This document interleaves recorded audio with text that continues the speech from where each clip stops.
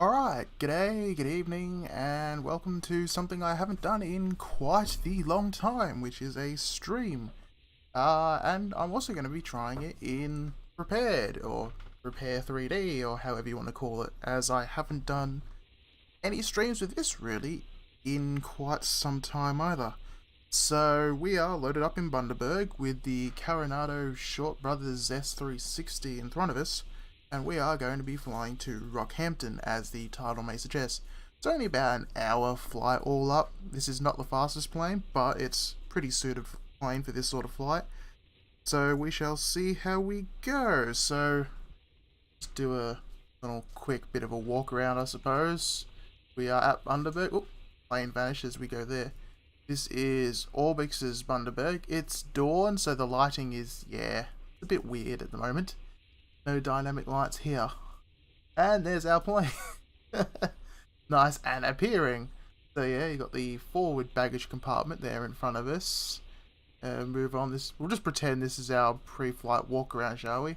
There's the engine. We will have to obviously remove those before flight, the intake covers. Move along the wing. Yep, all looks fine. We don't really have to do a walk around, but we can pretend now, can't we? And yeah, it's an interesting looking plane. The 1980s British regional airliner. Looks a little bit like a dolphin in a way with the curve on the back, which I quite like.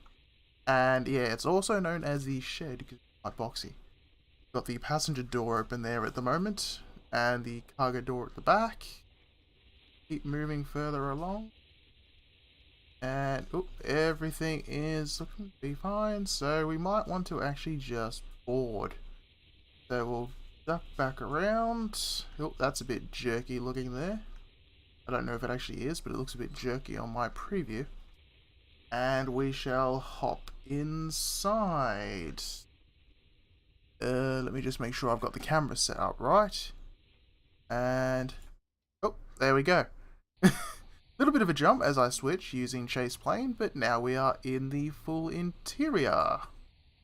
So we can have a look around properly. So the cabin is quite spacious for a regional airliner because it is a big box with these rather massive windows. We'll want to obviously shut that door, but we'll do that later.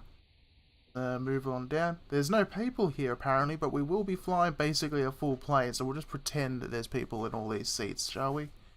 But yeah, look at the size of the windows. That's quite large compared to some planes.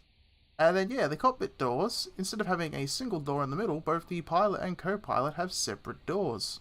So we, being the captain, will want to go in through our door, which will lead us to inside the cockpit. Which is, again, very much British eccentricity. Let's shut the door behind us. Even though we don't really need to, we can pretend. And let's... hang on, I need to bring up chase plane again. I need to set hotkeys for this, but I don't have any set up yet. There we go. Just ignore the lighting doing its funny thing in the background. Oh! And I knocked my stick, which at the same time must have pressed a button that changed the view. So I am good at this. There we go. So, let's see. I need to bring up my procedures checklist. We'll go through everything we need to. Now, I'm not going to worry about all the emergency steps because, well, not going to need to worry about them. We're not going to have an emergency in this. So, parking brake should be on. Yes, it is on. Just checking the keys. Landing gear lever is indeed down. Fuel levers, fuel valves to the right open. They are indeed down. And flight controls, well, they're supposed to be locked, but we can pretend they're not. Okay, overhead panel, electrics. Turn the batteries on. It'll give us our thing. Essential services switch should be... electrical master switch should be internal. There we go. Still learning this plane, by the way. Bus bar voltages left and right. Yeah, you can't really see them, but they're fine. Actually, that's the thing. Can I remember how to turn the lights on the panel? Turns those lights on, which I don't know what that's doing, because it doesn't appear to be doing a whole lot. Oh, there we go. That'll help. You can see what I'm doing now. Avionics, okay. Generator switches should be in off, which they are. Yes and yes. Now the override switches, shedding bus bars, should be. That's these. So are they? Oh, they'll be on there. I'll leave them like that actually for now. Okay. Avionics master, that's down here. That's on because the avionics are on, but we want them off for startup. So we'll turn them off for now. We'll turn them on later. This is going to sound a bit funny, I know, for the way I'm talking. Okay. Standby right inverter switches. Where are these? They are these. They should be on. There we go. They are now on. Step button standby inverters. They should be on as well. Now that's all checked. Left and right inverter switches. Yep. So that should be fine. Start master switch. The normal. Off, which they are. Fire extinguishers are off. Reserve power is off. Okay. Emergency lights over here. They are armed. Landing taxi lights. Oops. They are off. Navigation lights. Turn those on now. Anti-collision light is off at the moment. No smoking light on. Seatbelt light is on, which will actually turn on in the compartment as well. Now these flight compartments, they should be in that off position as well. Now, whoops. It's clicking. Well, there we go. You gotta get the click spot in exactly the right spot or it doesn't work properly. Let's move to the anti-icing panel. Wings and tail should be in norm, which they are. Timer switch is off. Windshield heat switches off. Yep. Static heats, they should be off. Ice detector switch is off. The propeller heat switch is also off. This is all pre-flight checklists. Oh, and I hear thunder in the background. Okay, fuel is, yep, correct for flight because I've already set that. Leveling switches should be off. Booster pump switches, they are off. Cross-feed valves are off. Okay, we are okay there as well. What this bit here is, but that hasn't specified. Hydraulics panel, that is here because of reasons. Okay, hydraulic services. Contents check. Want the valves open. Obviously you wouldn't want anyone near the controls right now or they would get hit if you had like flight crew around there. Nose wheel steering is on, we will need that. What else? Hydraulic services, okay, there. All the rest on that panel is good. Let's check the main panel now. The instrument switches are as required. Avionics master switch is off. Wipers are off. Outside air temperature is just under 30 degrees by the look of that. The warning lights are off. Prop sync is off. Engine instruments are all idle. The landing gear is down. Okay, power levers. They are in the off position.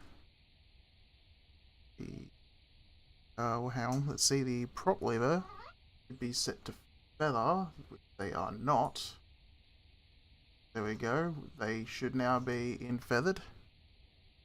is when I can't actually get them into the full lever position, so that'll have to do. Fuel levers are off, which they are. Flap lever is off as well. And then trim wheels are as required. A little bit of, yeah, that'll have to do for takeoff. Now, air conditioning panel on the co-pilot side, so this would be what the co-pilot would normally do. Engine switches off, which they are, controlled by the main fan.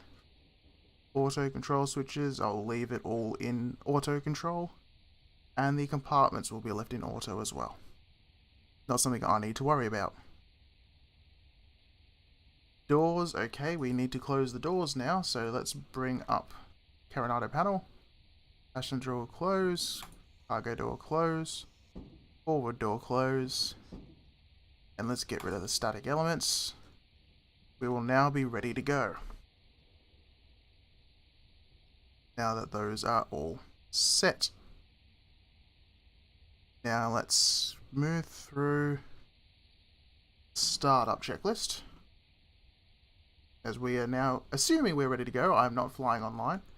So we want to arm the starter. Anti-collision beacon on as we are about to start the airplane. Doors are all closed. Booster pumps now need to be turned on. Now we are going to start engine number 1 first. So start switch will go to start.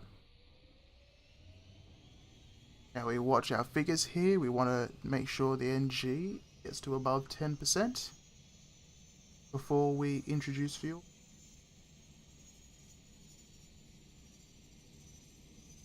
Okay. Ignition.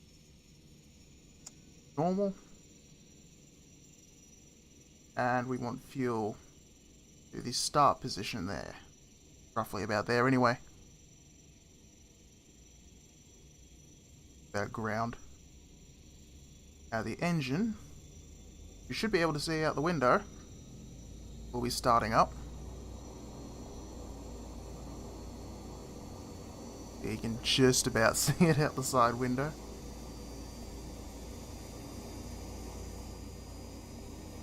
Make sure that all our temperatures are normal, which they appear to be. Generator switch for that engine now needs to be turned on. There we go, that engine is now providing power to the aircraft. Now we want to leave that off. Okay.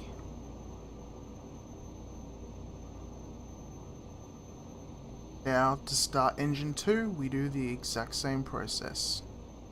So we go to start. Check that it starts to increase correctly.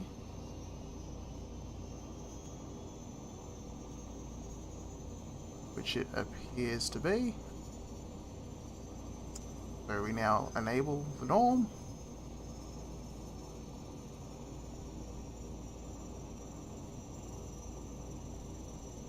And now we introduce fuel. Be about there as well.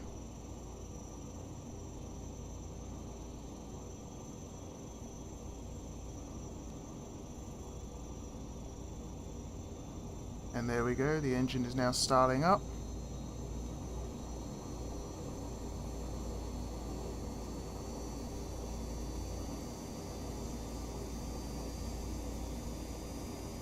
Oh, and we started rolling forward for some reason there.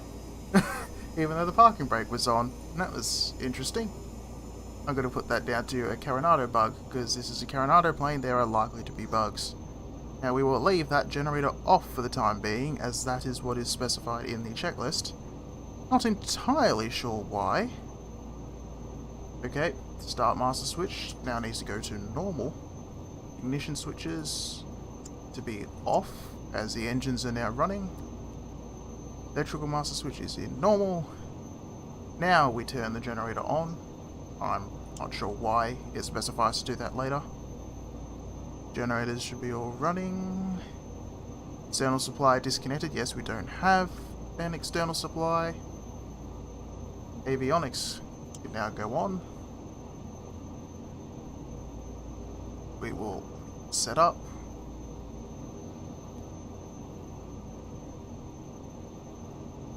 Now 302 is the ADF for Bundaberg. They don't have another one. So that should be now configured, hopefully. It won't be picking up on the ground at the moment. There we go, I'll turn these on too. That'll make our life a bit easier. Ah, yep, the gauge is now alive. Go down to our GPS here, which I've installed in the aircraft, custom. Now we are flying via GLA or Gladstone, so we shall enter that. This will be a lot faster doing it with an actual unit than it is in the simulator, but it is what it is. I'm just using the mouse wheel, because that is the fastest way to do it. There we go, enter that. Now, I want to add Rockhampton, which is our destination. It's a really easy flight. That's one of the reasons why I'm doing it, because I don't have to really worry too much. Oh, there we are. And that is our flight plan, which will now show in the display. So we'll zoom that in. Oh, I'm zooming out. We'll zoom that in. Ready for our departure. Now, let me just grab, whilst we are here, let me look up my charts. Gladstone has 116.3 is there, so I've got to remember to push the right one. 116.3 already entered, because I'm guessing it's saved it from before. And the course will be 305, so I want to set the course here. 305, which should be also our initial heading. And our initial altitude set will be 8,000. We may fly higher, but it's unlikely. Now our climb speed is 130 knots, so we have set that. And we should be all good to go. Let's check, actually, oh, done that again. I don't know why that keeps happening when I do that, but we want to get out of that. Come on. Chase plane is being dumb. Second, so let's close that.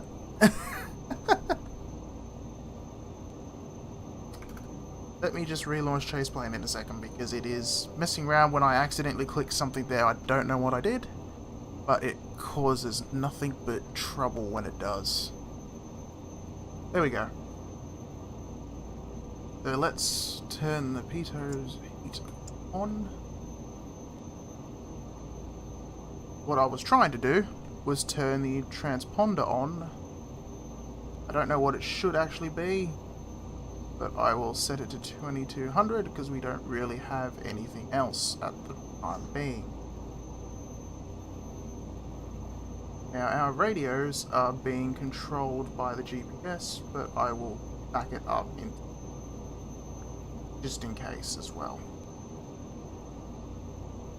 Alright, we should now be ready to go. Our engines are running, prop levers should be at taxi RPM, which is what they're on. Avionics are on. Flaps, we will do a flaps 5 takeoff, which means our V speed should be about 105 knots. That's VR and V2 at the same time. The fuel is all set. The levers, warning lights, they are all out. Air conditioning can now be turned on. And we will turn on the gasper fan as well.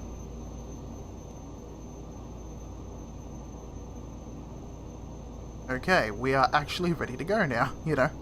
Little bit of time for the startup, but let me just skip through the checklist just to make sure everything is set. Okay. Trims are set, flaps are set, fuel is set. Power is all set. Oil pressure is good. Alright, let me just double check what my departure runway is. It will be runway 32, which is good. Well, sort of good. It does mean that we've got a little bit of a taxi to do before departure. So let me just reset the pilot position, release the brakes, and now we can begin our taxi.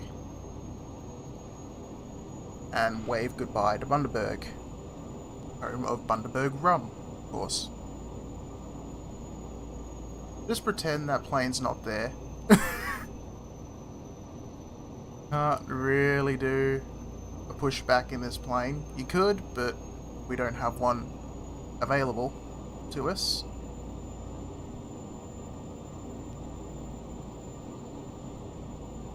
So we just sort of have to follow our instincts, so to speak.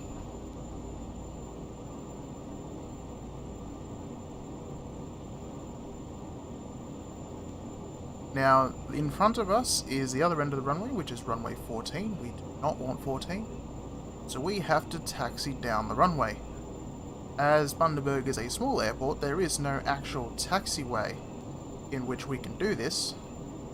So once we leave the regular passenger transport area, which is here, we will have to make our movement onto the runway, which will require us, of course, setting our lights as well. So we'll get into position first.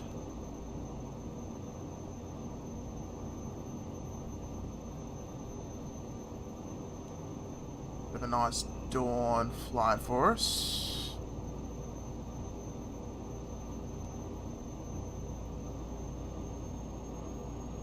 Actually, I'll do it now whilst we are lining up. Let me sure that nav is armed and ready, as you'll see here. And IAS, I'll enable that data out selection armed. Now as we enter the runway, our strobe lights on and our landing lights on. Not that they make much of a difference in this model, as you can't really see them, unfortunately.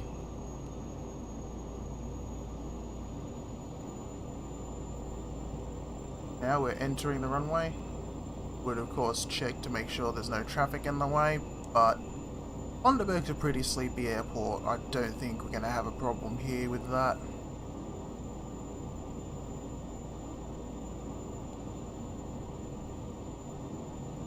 Yeah, the stream playback video looks quite jerky. I don't know if it actually is. I'm hoping it isn't. But of course, I don't actually know. Our departure heading should be 320, so let's rearm this as a reference. Here we go.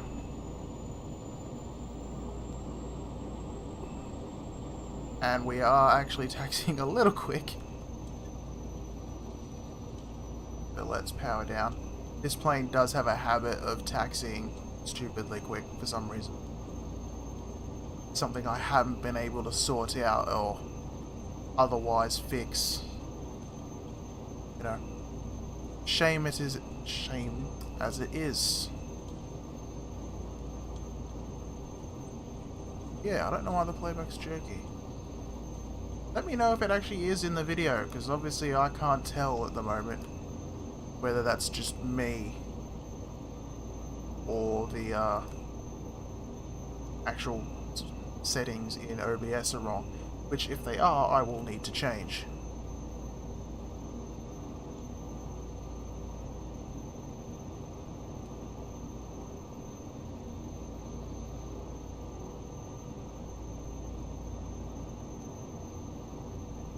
are. Line up on runway 32.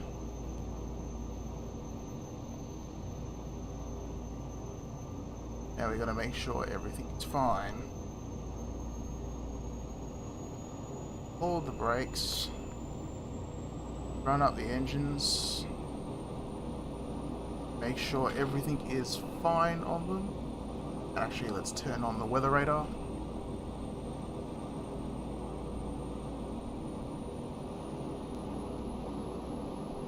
And release the brakes. Watching that the torque doesn't get too high. Make sure the fuel levers and the props are in the right settings. Don't know why we got the auto feather arm switches on, because power should automatically arm in this plane. Of course, I don't know if Coronado's does, but it's supposed to, in reality anyway. Okay, there's VR.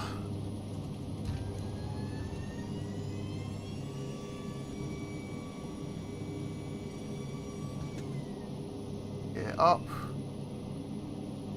Now we want to maintain our speed in climb. Initially we want to just gain some altitude before we make any major turns.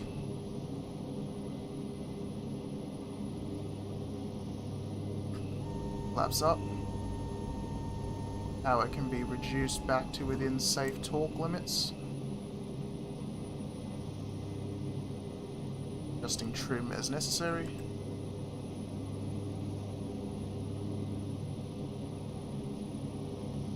Now let's get ourselves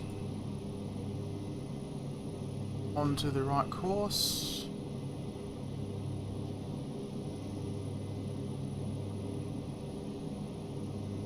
Obviously when the needle crosses, that is when we are in the right. Reduce the power on our props a little. Will improve efficiency. Now the mind and arm IAS mode. Oh, and we've actually drifted slightly too far. Let me just fix that, shall I? Yeah, this is all hand flying at the moment, because why not, really?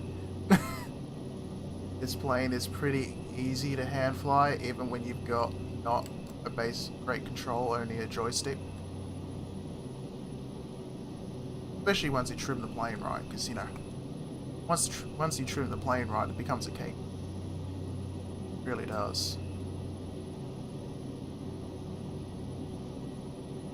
But we're maintaining around 1,300 feet a minute climb, I would guess. Follow the flight director still.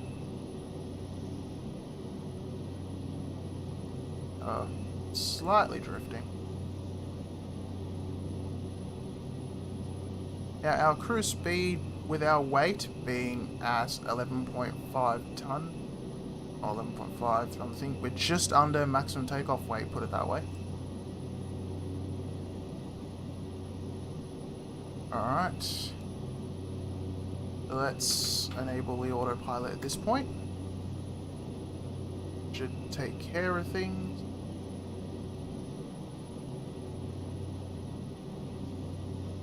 Which I believe it now is. Watch our speed. Let's talk further.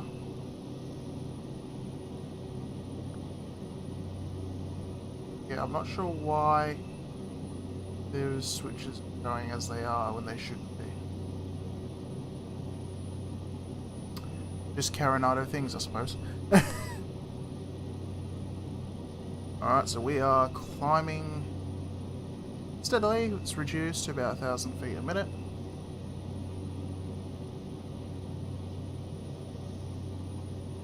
There's the countryside below us as we start climbing above the clouds.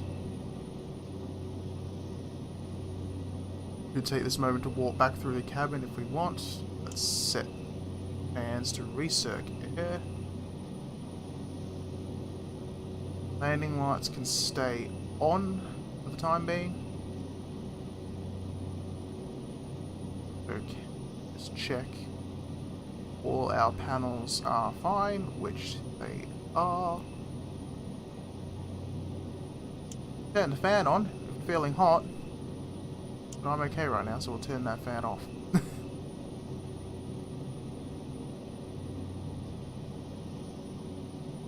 Now, the DPS, or we can bring it up with the panel. We've got an ETA of 30 minutes until we reach Gladstone. So that's not too bad. We will, of course, be picking up speed once we reach actual cruise altitude. Which I may want to change. Let me just check my flight plan in active sky.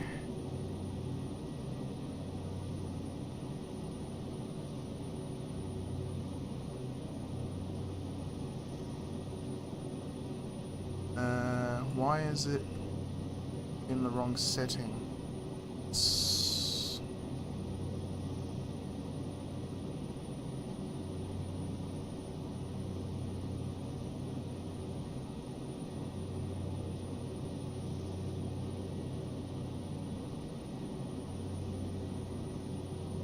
Okay, according to active sky, more favourable winds are below us at 4,000 feet. We don't want to be at 4,000 feet. We want to be flying a little bit higher than that, thank you very much. Let's see.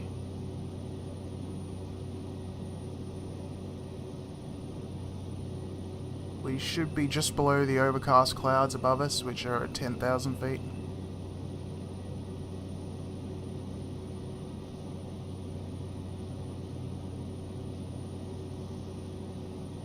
And we are nearing our cruise altitude already. As well, steering can go off.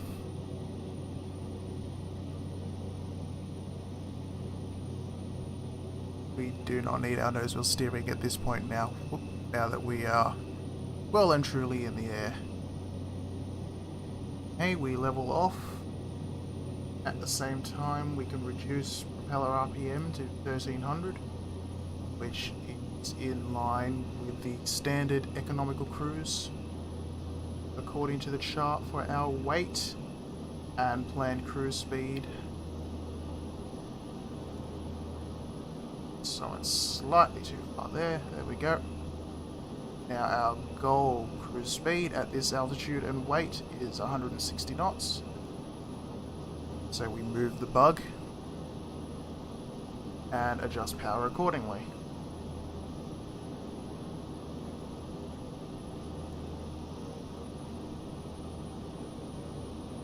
Because yes, this plane, like most non-fancy modern jets, doesn't have auto throttle. All in charge of here. Now we should have a combined fuel burn more or less of 790 pounds an hour according to the chart. Now the fuel flow in the Carinado model does not appear to be accurate. So, you know, take it with a pinch of salt or whatever else.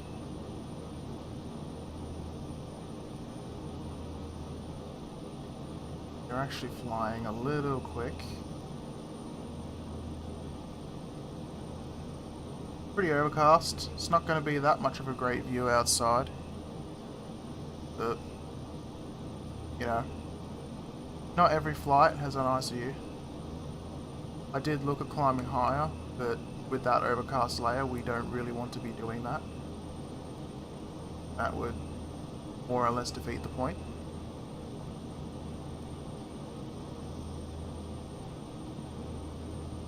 And yes, our total ground speed, bring out the GPS again, is, you know, pretty good. It's about 187 knots at the moment. it'll drop down a little bit as we slow down to our actual intended cruise speed.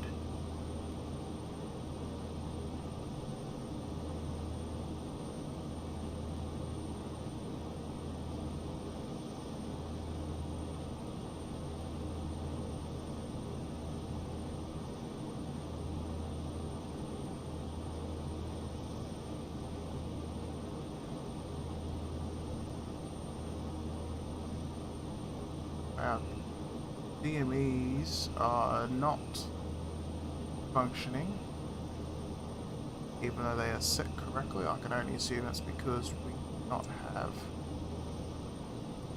We don't want the audios. And that's the audio selectors. We do not want the audio selectors. We don't need the audio selectors. Yeah, they're not working on there. However, we can check here. The radial we are on, which is of course the radial away from the antenna, which is 126 degrees. So basically we are flying towards the antenna, so we have to basically, you know, adjust that by 180 degrees to get our bearing, which is 306.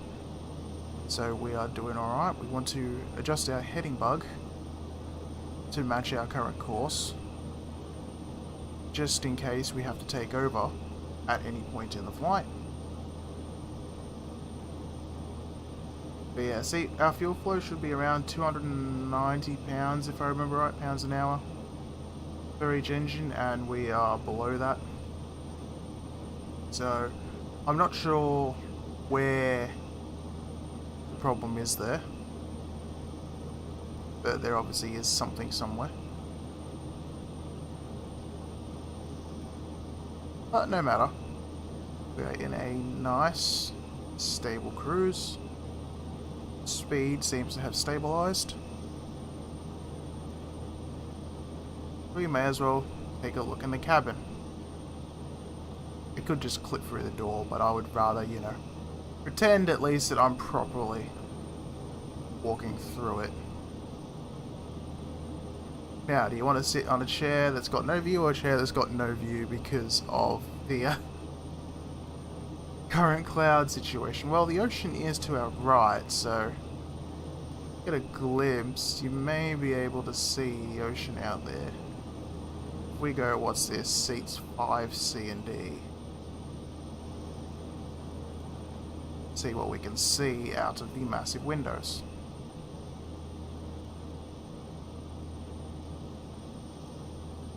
Well, there's, hang on, let me bring up I got an active flight map thanks to Project Fly, which you may have noticed the information at the top of the screen.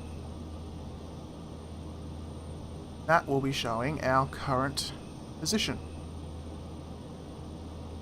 which I have found.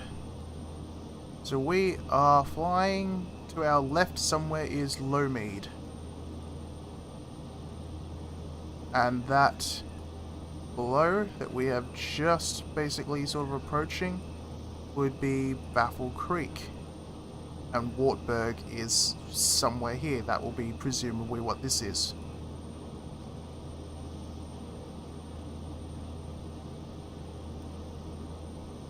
But yes, our route will take us to Gladstone, which is pretty easy. There is an airport there. We will not be landing. We will just be flying over it. And then we will be adjusting our heading slightly for our continuation into Rockhampton, which is a small little airfield. Scenery is covered by OzX, I believe. I don't know where I've got my custom scenery from, but they would be the most likely candidates for it. Just simply because I don't know who else would do some scenery for there. See, is there anything better to see out the other side?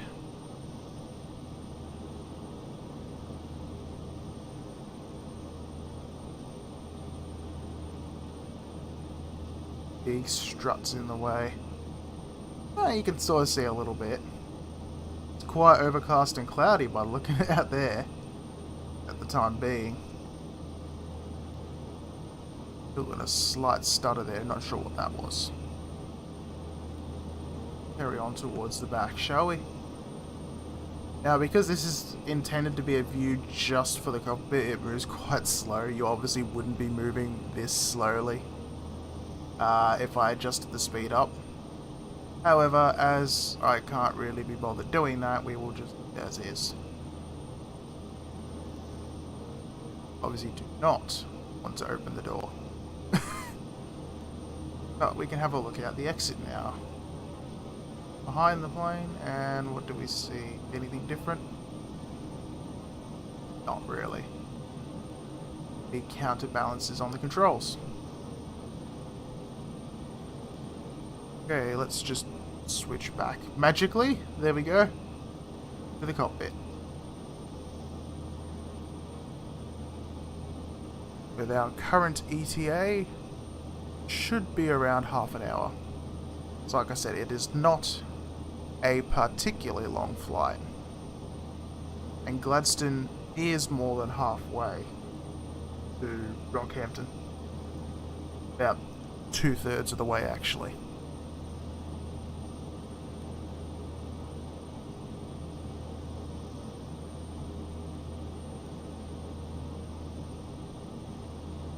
Oh, we've suddenly got some cloud.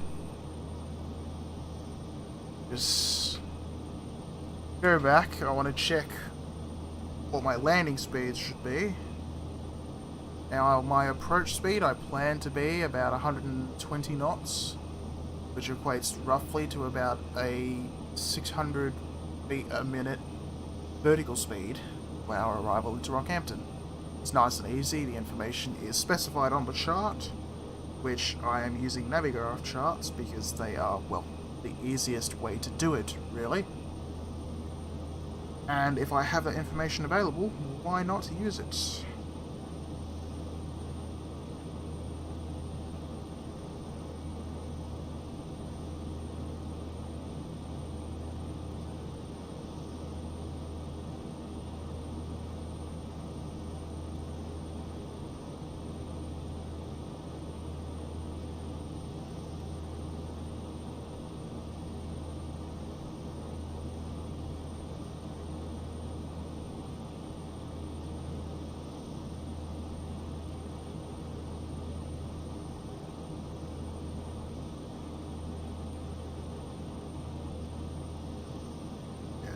Going through my Rockhampton chart at the moment to double check what my initial approach altitude should be,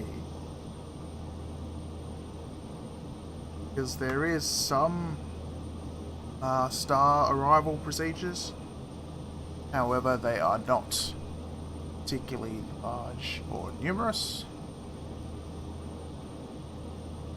And if I check in active sky, because I can't be on the tuning ATIS, we will be arriving runway 33, unsurprisingly. With the pressure will be 2985 or HPA of 1011, which is what we should be using. I believe I already had it set to that. Yeah, 1011 millibar, okay. So we are good in that regard. The GPS, by the way, is the Reality XP GNS 530. Oh, we got some rain now. Shame we don't have any rain effects, really. They would be nice, but we do not have them for this plane. Maybe Coronado will add them one day. I would not be hopeful in them doing so. But you never know. It could happen. But whilst we are actually doing that, let us prepare for our arrival. The procedures, want to select an approach, want the RNAV 33 approach, and we want pretty much the straight in. So I can check the chart to see which that one is. Looks like it specifies bricks E, which I think is actually going to be that one. Yes, G, because they're all running for G. Which one's straight ahead? Because you brick C, J is the other one. And I'm guessing the other one here would have been there. No, we want to load that as a direct in. But we of course do not want to activate that yet. So just zoom on that out a little bit. So we can see there's Gladstone there. So look at the chart. When we reach Brisky, we will want to be at 33,000, or 3350, 3,350 feet. And then we want to continue our descent at that point. At a steady descent angle, should be about 600 feet per minute, as I said, in the vertical speed. That should roughly equate to a 3-degree descent angle, or glide path, to use the correct terminology. And that will bring us in nicely towards the lights, where we will be making a visual landing, depending on the conditions.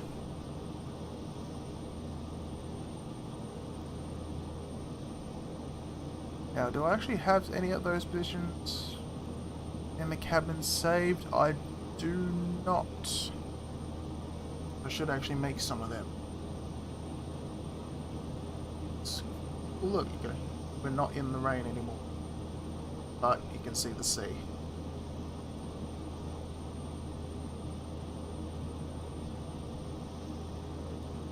There will be. Let's go back to. Let's actually go slightly forward. Let's go to seat 4D.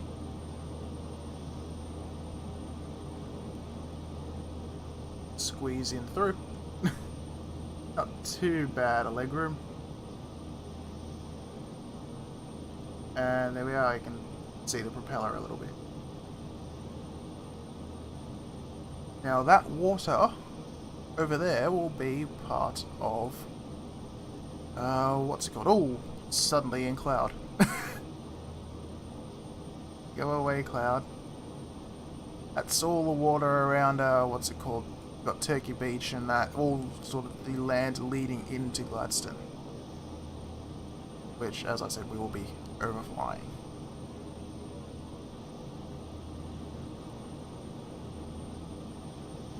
Lovely big windows in this plane.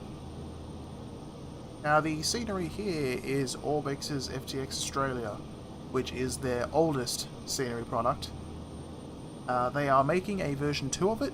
I am very interested in seeing what that will be like, and hopefully it will be good. It should be good, but, as you know, it's Orbx, but we don't really know. Also, seat 2A, terrible seat, there's no window. You do not want to sit there, same with 3D. If you ever happen to be on one of these planes, which I don't think there's any still flying anymore. There might be, but honestly, it's a British plane from the 1980s, and they only made like 100 of them in the first place. I don't believe that there are really any still in service. I might be wrong. You know, I could be wrong. It's quite possible. You got, what's it called? You got like Lake Olwonga or something like that. I can't remember how you pronounce it exactly. But that is the lake just over here. You can sort of barely see it past the mountains. Let's return to the cockpit. Oh yeah, our emergency signs are still on. I could at least have turned the seatbelt sign off. Not that you really are going to be doing much in this plane. Yeah, you can take your seatbelt off, but that's about it. Put the sun visor down with our magic teleporty extendy arms. Close the door. Where'd the yoke go?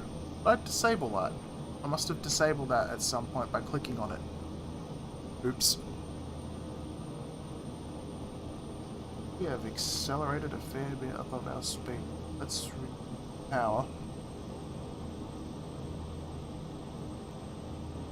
Keep ourselves en route.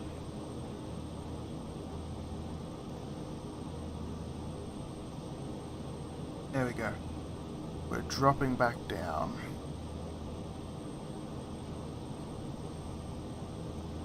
Gladstone is just ahead of us. Actually, Let's see. Ooh, that's a bit interesting a colour there. But yeah, you can see there is Gladstone itself ahead of us. Just pretend this is like a GoPro or something strapped to the dash. And Gladstone Airport is pretty much in our direct path. Now I am flying Reach Airways, which is my own airline. You can fly it if you want. There's nothing stopping you from flying it. It is added to Project Fly.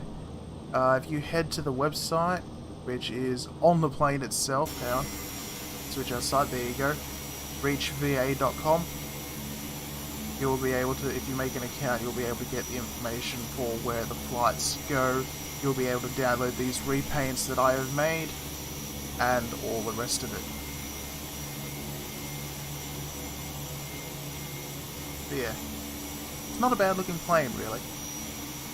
It's noisy and it's old and it's not, you know, it's not an amazing aircraft, but I think it's got character and personality, so I'm quite fond of it.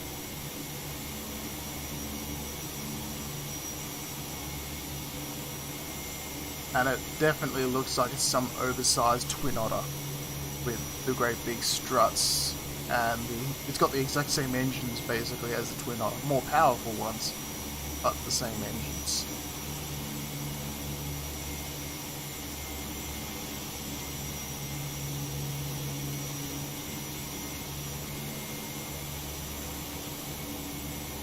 I'm using chase plane for the camera because it gives me lots of control to do what I want, which is great because you can't do these sort of movements without it.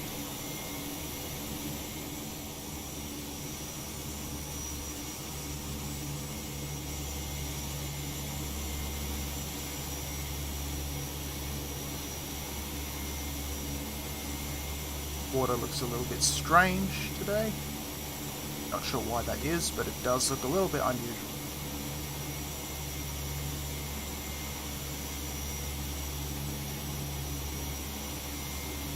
Yeah. Reach Airways is actually based in Cairns. I flew this plane down to Bundaberg in one hop, which I do not recommend. Yeah. Because it's a slow plane. And because it's a slow plane, it meant that that flight to Bundaberg took about 3 hours. Used most of the fuel because that's quite the range for this plane to be flying. So I sort of said I'm not going to fly directly back, I'll do hops. And for the actual Reach Airways operations, those hops to Bundaberg from Cairns would be done by one of the CRJ jets. It's a little bit faster.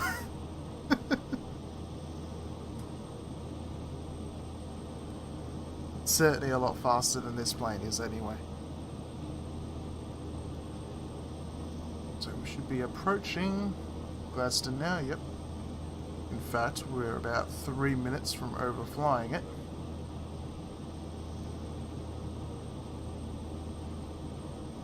Just the power slightly to ensure we maintain our 160 knots cruise speed, which is, yeah, about 180 odd ground speed.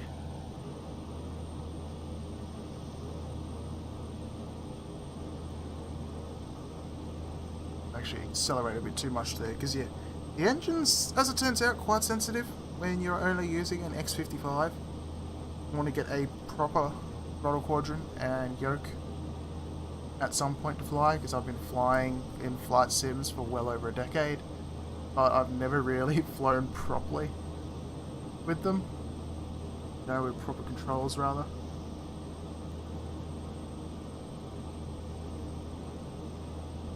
There you go, there's GLA. The nemesis, yep, there it is down there. GLA, they were, what was it? The Liberations... I can't remember what it was called, the Liberation Alliance or something from Command and Conquer Generals. That was a fun game.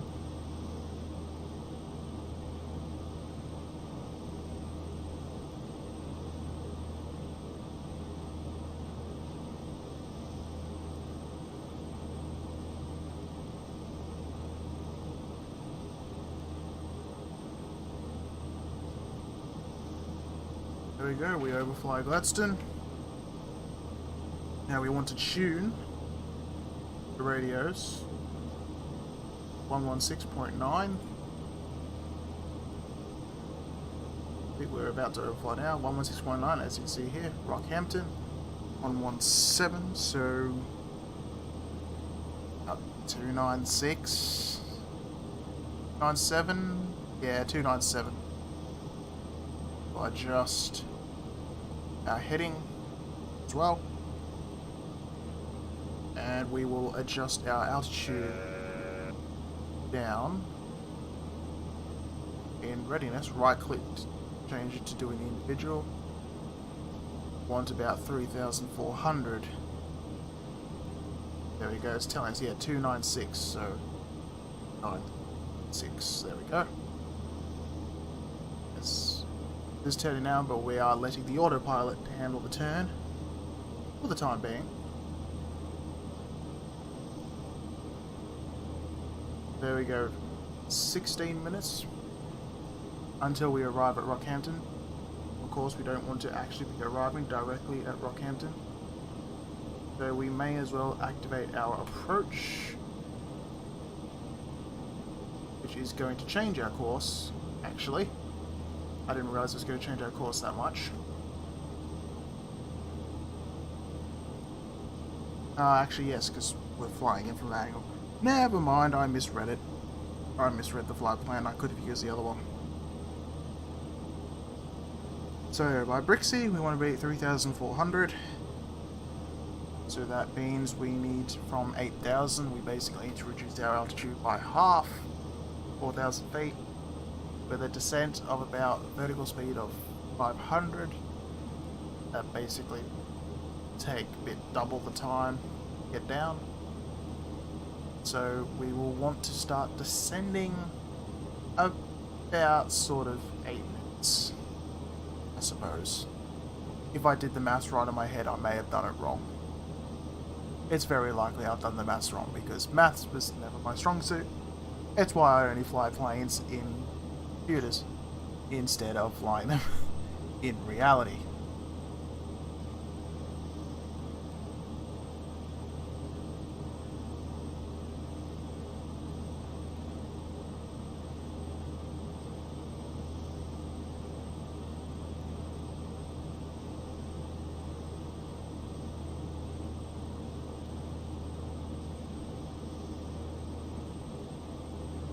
Now, there is actually a formula I could use to work out my speeds for doing the descent properly, but like I said, I'm sort of bored just winging it. It's not the way you should be flying, but it's the way I'm flying. And so far it's working out for me, actually.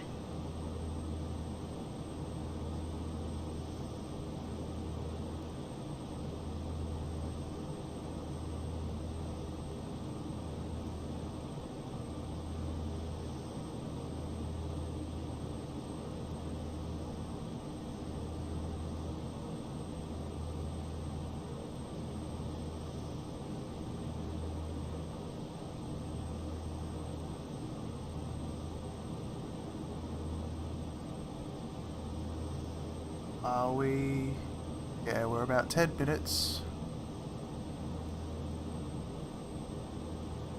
Mount Larkham should be ahead of us and to the left. So that should be, looking for crossroads, that'll be around here. Should be that spot. We're not flying VFR, but still good to know where you are.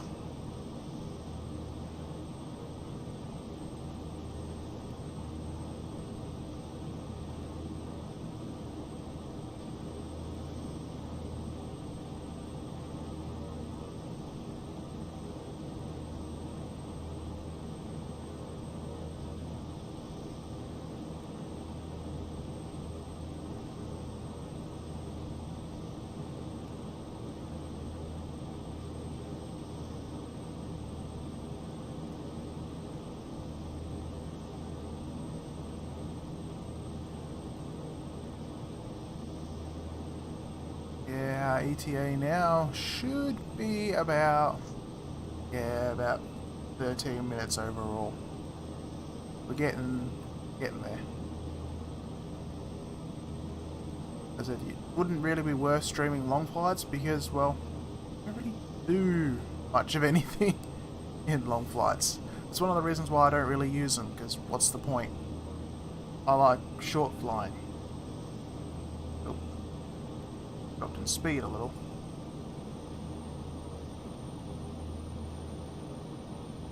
Okay, let's vertical speed, and we want to set descent of about 500 a minute,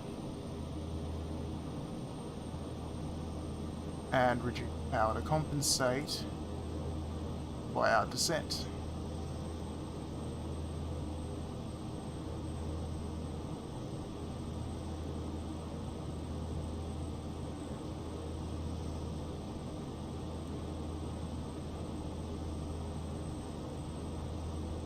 Now we can see there, from bringing up the GPS, distance we're 35 nautical miles, basically, just under, from Rockhampton itself. When I've flown this flight yesterday, but then Project Fly didn't work, so I wasn't able to actually document it, the arrival was in runway 15, so I had to actually fly past Rockhampton, turn around, and come back the other side. Obviously, not having to do that here.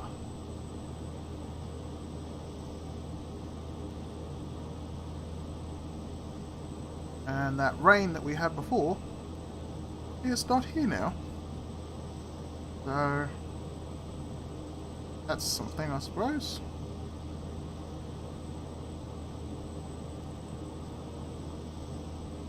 You'll reduce power a little more.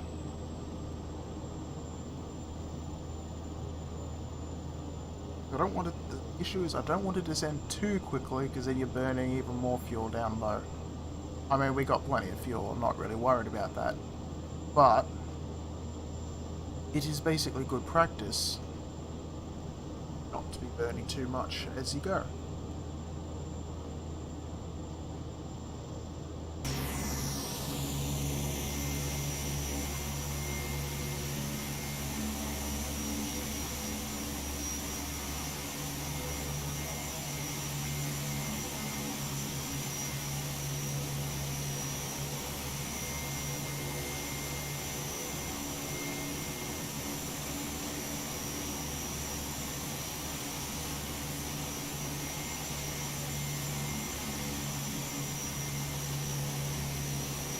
We left the storm clouds behind, so that's good.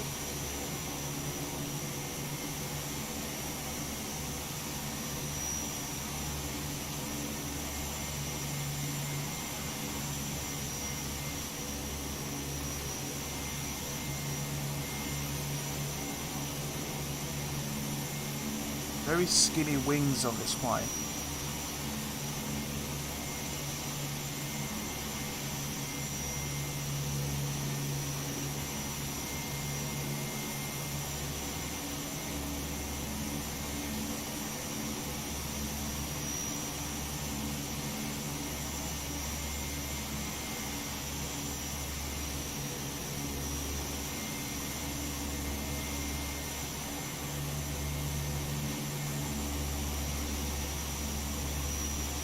Oh, bit of lens flare.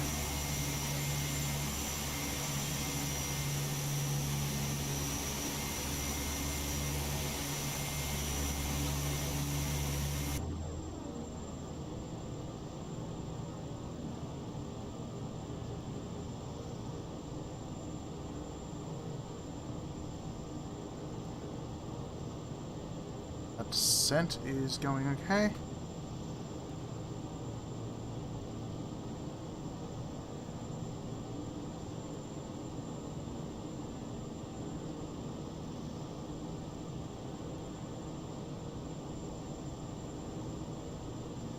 Altimeter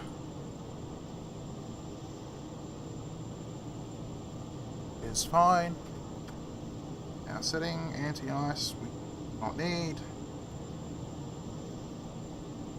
Want to set our speed bug For our approach speed, 120 knots, which our VREF, slightly slower, it will be about 110, but 120 is the speed we want to be arriving and flying the majority of our approach at.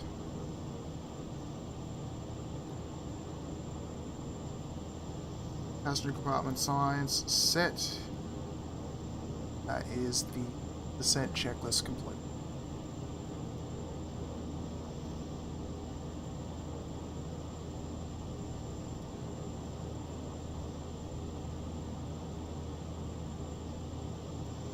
Now we will be landing with flaps 30, which is full.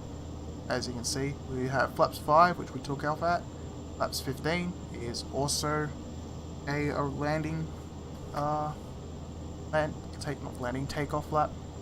And then 30 is your landing flaps.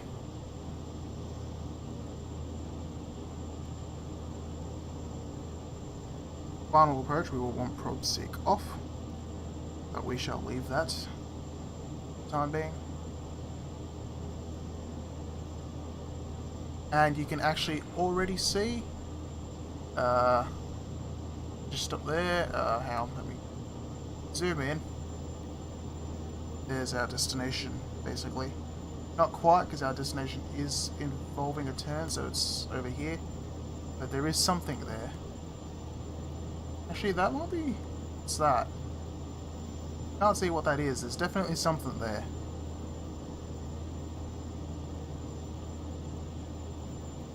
Oh, we are now passing through 5,000 feet.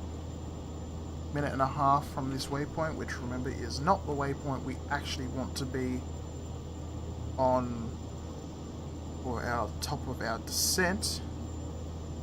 That will be the waypoint after it.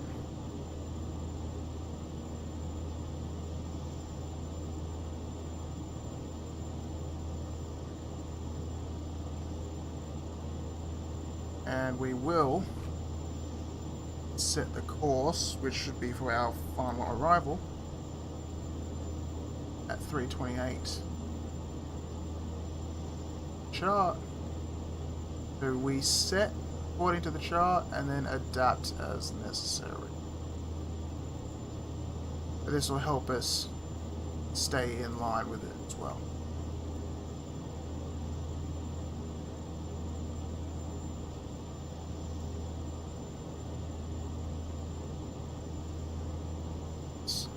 Doing that, so you guys won't be able to actually see what I keep saying. I don't believe. What's that say? That is yeah, 328. So exactly the final approach course.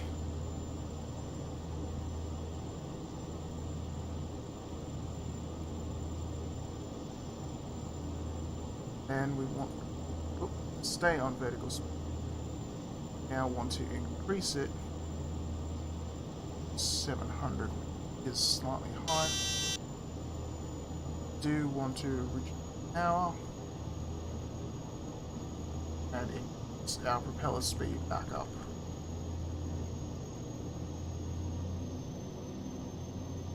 Don't need to go all the way yet, but the prop condition limit is about 3/4, 75%. That, in my experience, is fairly good at handling your descent speed.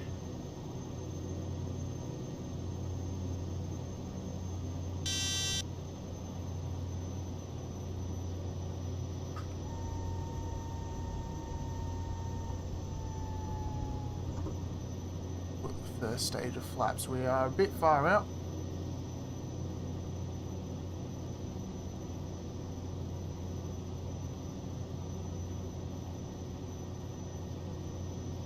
By Brixie, which we'll be passing.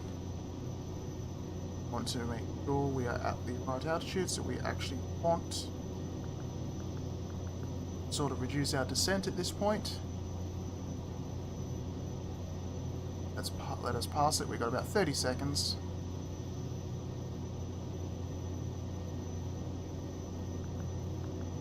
Let's level off here for the moment until we pass.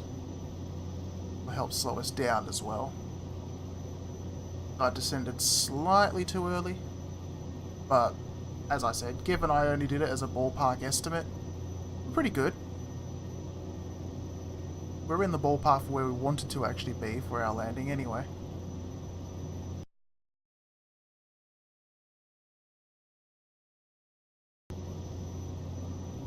Okay, there was a pause there, not sure what that was. Okay, now our descent. Then we can't do 650, so put in 700 and adjust as necessary.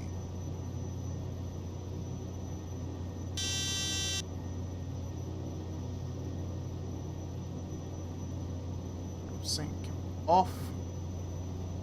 Air conditioning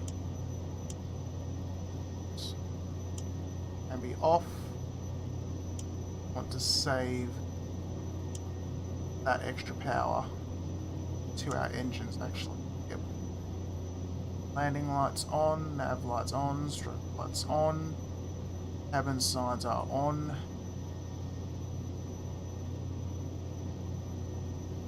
By Brixif, we'll pass in 130. We want to be at about 1760 according to chart.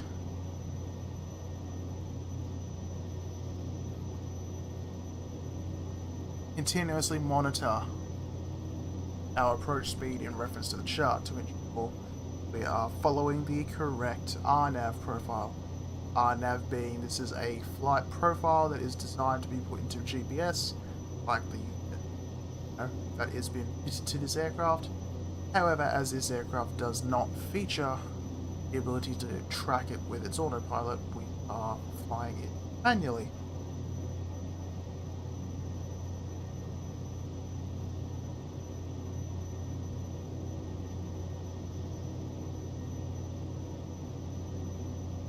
And we look to be descending, yeah, not fast enough.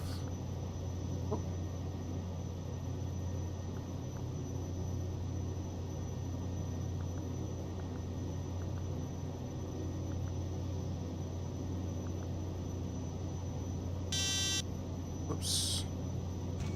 Drop the gear.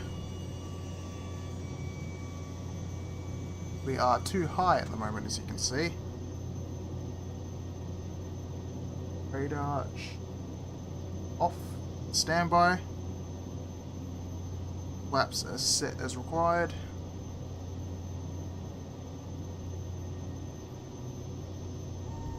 Go flaps 15.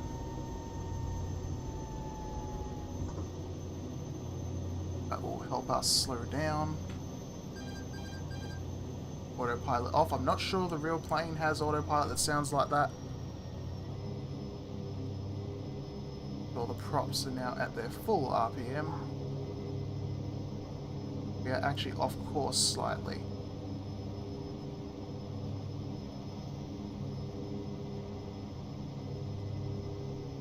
Let us adjust that manually.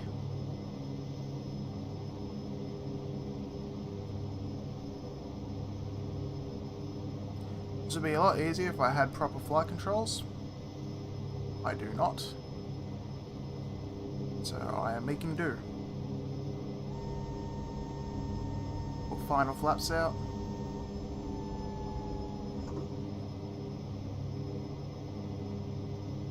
Now, as lining up. We are still too high at this current point. However, our speed has dropped to the point where we can manage it.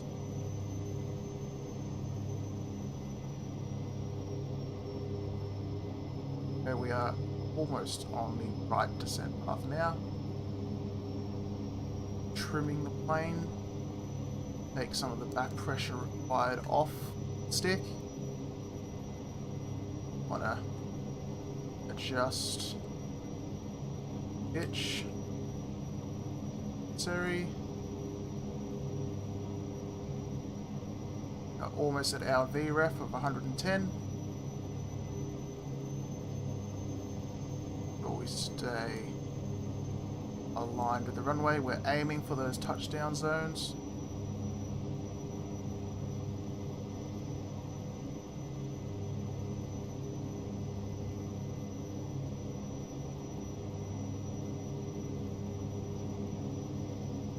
Power and flare.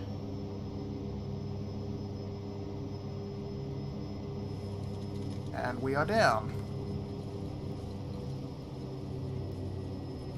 Do not need reverse thrust, as this is quite a long runway.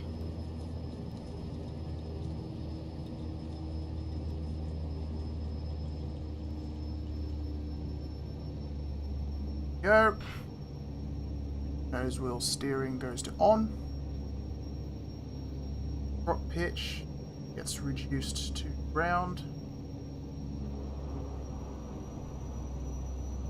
And vacate the runway. That should have been a fairly gentle landing. Started off high, but we corrected as we went. Okay, lights off, strobe light off. We will just go for this parking directly ahead of us. Raise the flaps. Air conditioning can now be re-enabled.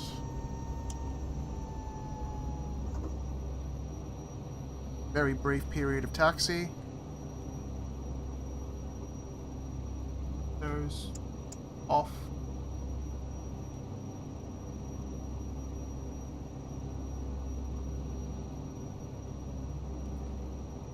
Transponder. Good. Off. We will go into 3A right here.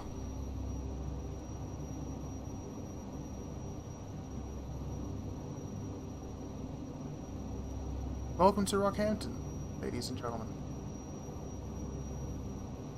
Okay, the local time will be exactly the same as what it was where we took off.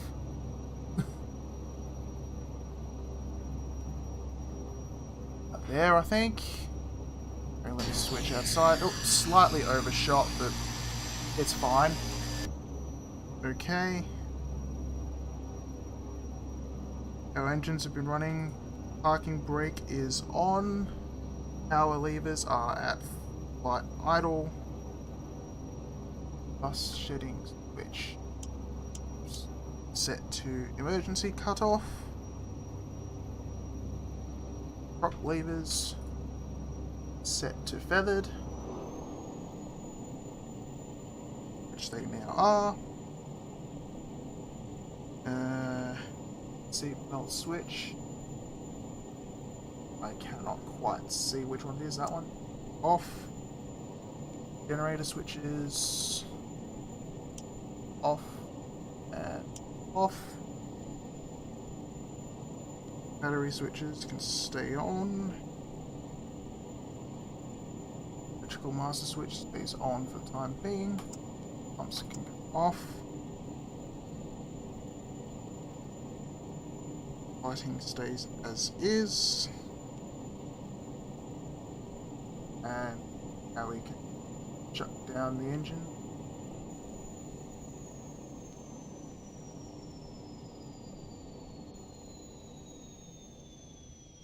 Go. Panel lights off.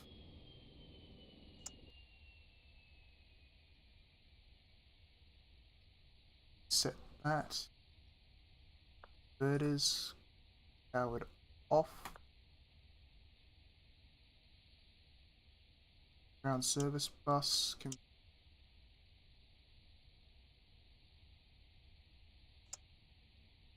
shut.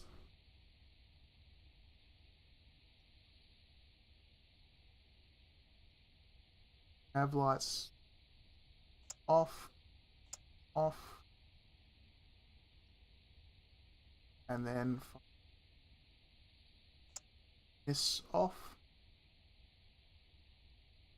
Make sure avionics off, and then finally batteries off.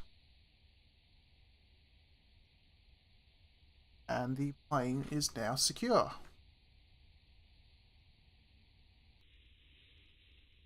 If we go to 4, open the passenger cargo door and the forward cargo door. And there we go. Welcome to Rockhampton. After a not too long a flight, really. That was pretty good, I think. And we arrived fairly well. That landing felt good to me. Wasn't too hard. We hit the more or less the right spot. I floated a little bit, but not too much. Here we are. My parking, not great, as you can see. But it's in the more or less the right spot. Let's just leave it at that. And there we go. We are at Rockhampton. So thank you very much for watching. If you bothered to watch, let me know if the video was actually playing fine, because obviously I cannot tell how it looks when I am flying. I can check the VOD later, but that won't be quite as easy. And that's actually quite some nice clouds up here too. But yeah, so thank you very much for watching. I hope you enjoyed, and until next time, I'm Deno, and safe landings.